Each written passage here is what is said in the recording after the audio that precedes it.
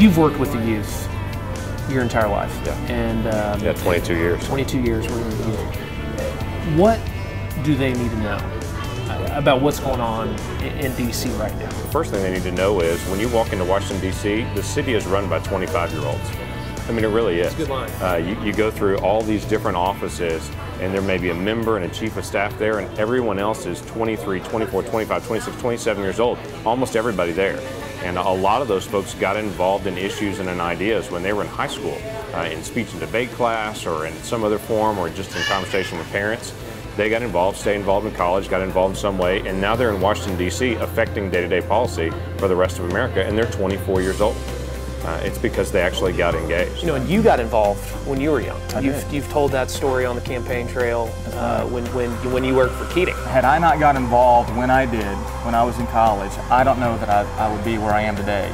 I had a career that really was tethered and rooted to my time with Governor Frank Keating, whether it's my Secret Service career, getting out of law enforcement in the private sector, running for the state senate, ultimately running for lieutenant governor. A lot of it can be traced back to my time and experiences with Frank Keating. That's great. That started when I was in college. That's great.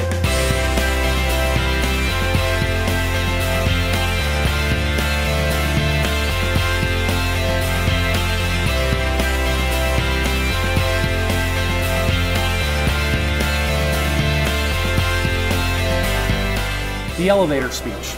The 15 seconds, I'm stuck in an elevator. What is that? Because we're dealing with that at the state party with this Emerge 46 program. Sure. We're reaching out to those kids and those college kids and those young professionals. What's that pitch kind of look like? The basics of it is when I talk to folks, the difference between there are two parties for a reason. Not every American thinks alike, and even within the two parties, not everybody thinks alike even within those parties. But we do just see the world and see the role of government very different. A liberal Democrat is going to see the role of government as its function is to provide happiness for people. That's what it does. It provides happiness. If someone's sick, if someone's hurting, if someone's suffering, they provide happiness. That's what government does.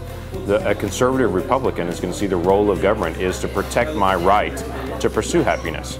Well, that's very different.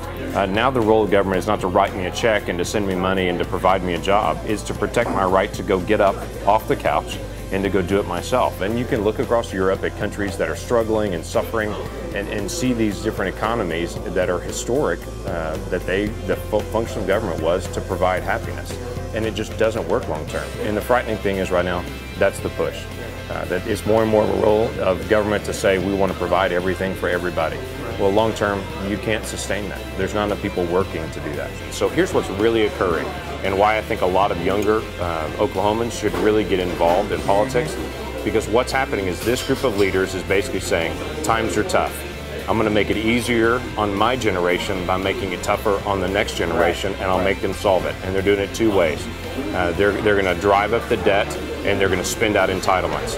And so at the end of time, when this generation is 60 and 7 years old, there won't be any Social Security, there won't be any Medicare, and if there are, they're just a slim version of what they are now, and there'll be this enormous debt. Decisions are being made every day at the state capitol, in city government, on school boards, on the federal level. And those decisions just don't impact one generation, they impact all generations. Every single child when they're born now, they're saddled with about $48,000 worth of debt. What better time to be a part of the GOP in Oklahoma?